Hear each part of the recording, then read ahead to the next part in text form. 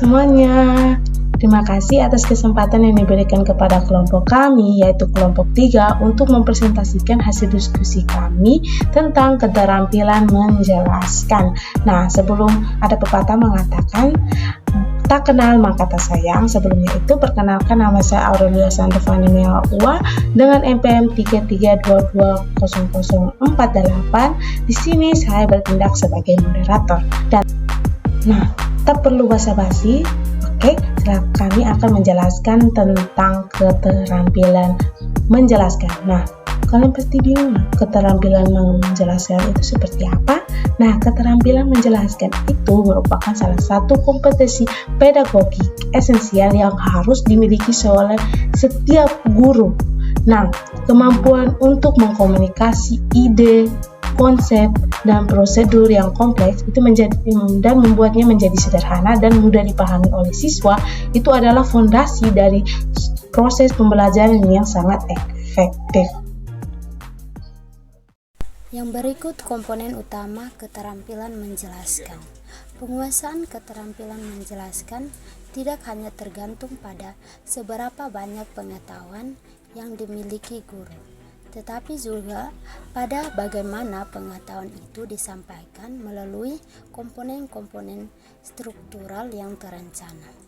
Yang pertama, pertanyaan pembukaan yang menarik, memikat perhatian siswa dan menetapkan konteks sebelum memasuki ke inti materi. Yang kedua, kelancaran bahasa dan transisi ide, penggunaan kata menghubungkan yang logis untuk menjamin alur ide mengalir secara koheren dari satu poin ke poin berikutnya. Yang berikut, pertanyaan stimulatif, mengajukan pertanyaan yang tidak hanya menguji tetapi juga memicu siswa untuk berpikir kritis tentang materi yang dijelaskan. Yang berikut, kejelasan dan definisi, memastikan setiap istilah dan konsep yang disampaikan dengan presisi tanpa menimbulkan keraguan dan motivasi. Yang terakhir, pengulangan terencana, menyebutkan kembali poin-poin secara strategis untuk memperkuat pemahaman dan memori jangka panjang. Oke, yang berikut, teknik memulai penjelasan yang efektif. Bagaimana? Awal penjelasan adalah momen krusial untuk membangun jembatan antara guru dan siswa, serta menimbulkan motivasi belajar. Yang pertama, menciptakan rasa ingin tahu. Gunakan kalimat pembuka yang dramatis, statistik, mengejutkan, atau pertanyaan provokatif. Misalnya, hari ini kita akan membahas rahasia di balik. Yang berikut, menetapkan tujuan. Berikan gambaran singkat mengenai tujuan pembelajaran yang akan dicapai. Ini membantu siswa memiliki fokus yang jelas dan memadu mereka sepanjang penjelasan. Yang terakhir, kaitan dengan pengetahuan awal. Hubungkan materi baru dengan apa yang sudah diketahui atau yang sudah dialami siswa. Ini menciptakan relevansi dan memfasilitasi asimilasi informasi baru. Halo, perkenalkan, nama lengkap saya Maria Dewi Nasuni, NPM 33220063. Baik, di sini saya akan menjelaskan tentang teknik memulai penjelasan yang efektif. Bagian awal penjelasan adalah momen krusial untuk membangun jembatan antara guru dan siswa, serta menumbuhkan motivasi belajar. Yang pertama itu, menciptakan rasa ingin tahu atau hook. Gunakan kalimat pembuka yang dramatis, statistik, mengejutkan, atau pertanyaan provokatif. Misalnya, hari ini kita akan membahas rahasia di balik titik-titik.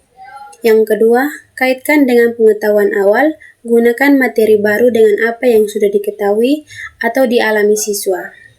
Ini menciptakan relevansi dan memfasilitasi asimilasi informasi baru. Yang ketiga itu menetapkan tujuan atau set the stage. Berikan gambaran singkat mengenai tujuan pembelajaran yang akan dicapai. Ini membantu siswa memiliki fokus yang jelas dan memandu mereka sepanjang penjelasan. Yang berikut itu menjaga kejelasan dan kelancaran bahasa. Kejelasan adalah musuh utama dari kebingungan. Pastikan setiap kata yang keluar memiliki bobot dan makna yang spesifik bagi siswa. Yang pertama itu, prioritaskan bahasa sederhana dan kalimat pendek, hindari konstruksi kalimat yang terbelit-belit. Bahasa yang lugas dan langsung lebih mudah diproses oleh otak siswa, terutama saat mengerap materi baru. Yang kedua itu, gunakan penghubung yang jelas, fokus pada transisi logis, menggunakan frasa seperti sebagai akibatnya di sisi lain atau misalnya. Ini menciptakan alur ide yang mulus. Yang ketiga itu, definisi dengan ilustrasi konkret. Saat mengenalkan istilah baru, segera jelaskan dengan contoh nyata, ilustrasi, visual, atau analogi yang dekat dengan kehidupan siswa. Yang keempat itu, waspada terhadap jargon teknis yang harus menggunakan jargon, selalu didefinisikan, berikan konteks, dan ulangi definisinya. Jangan pernah berasumsi siswa sudah familiar dengan istilah-istilah khusus. Baik, perkenalkan nama saya Bernardina Neo dengan NPM 330075. Strategi pengulangan dan stimulasi berpikir kritis. Pengulangan bukan berarti mengulang kata-kata yang sama, melainkan mengajikan informasi kunci dari sudut pandang yang berbeda. Pertanyaan yang cerdas memastikan pemahaman telah ditentukan.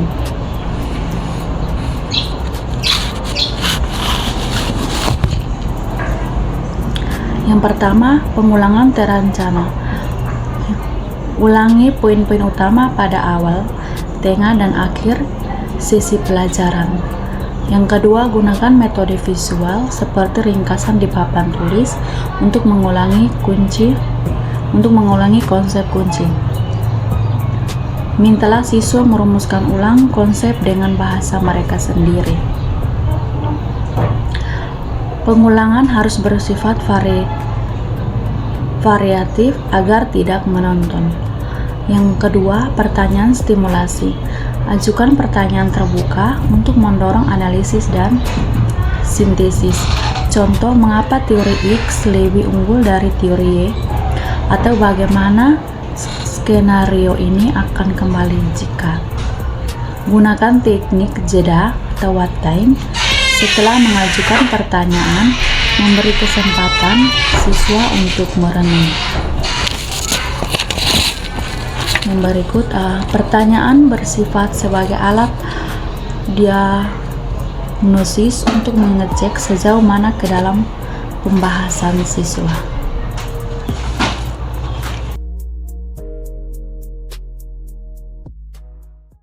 Selamat siang.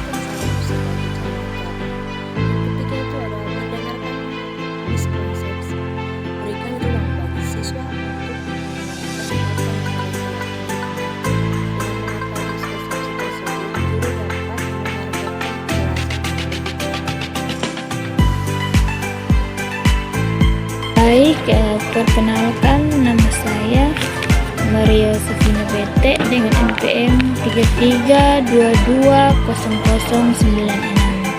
Baik, di sini saya akan menjelaskan materi tentang studi kasus peran desain visual dalam mendukung proses penjelasan. Dan yang berikut itu adalah kesimpulan. Jadi yang pertama, dalam keterampilan menjelaskan modern tidak lengkap tanpa terintegrasi media visual yang kuat. Desain presentasi yang buruk dapat merusak penjelasan yang sudah terstruktur dengan baik. Dalam studi kasus peran desain visual dalam mendukung proses penjelasan memiliki dua jenis, yaitu yang pertama fokus pada pelatihan dan yang kedua itu memiliki dampak positif dalam proses penjelasan. Yang pertama itu adalah fokus pada proses pelatihan.